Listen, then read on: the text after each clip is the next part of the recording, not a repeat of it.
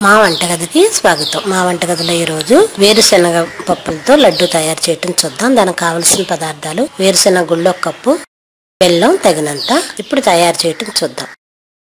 Stove వెలిగించి పాన్లో వేరుశనగ గుళ్ళను వేయించుకుందాం. ఇలా చక్కగా వేపి వీటిని కొంచెం చల్లారిన తర్వాత పొట్టు తీసి చెరిగేయాలి.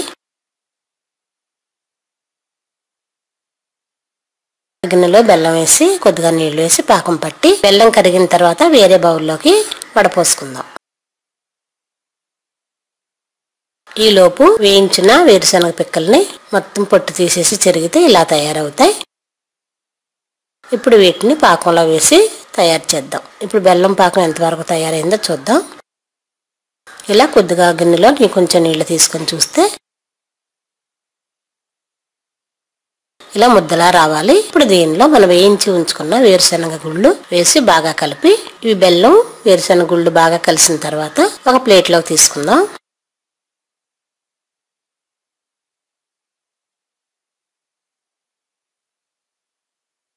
మనకి ఇష్టమైతే అచ్చులా ఉంచుకోవచ్చు, లేదంటే కొంచెం చల్లారిన తర్వాత లడ్డూలా చుట్టుకోవచ్చు.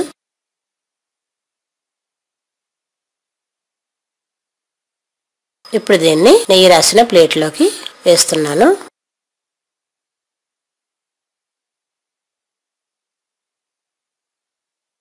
ఇది చల్లారిన తర్వాత మనం లడ్డూలా చుట్టుకుందాం. దీన్ని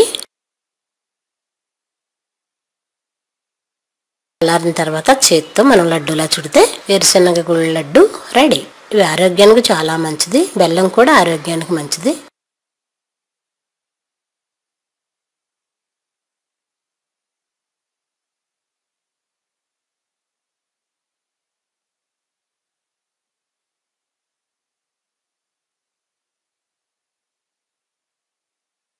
ఇలా తయారైన లడ్డూల్ని ఒక ప్లేట్లో పెట్టుకొని సర్వ్ చేద్దాం. ఎంతో సింపుల్ గాను ఎంతో రుచిగా ఉండే వేరుశనగలతో లడ్డు రెడీ.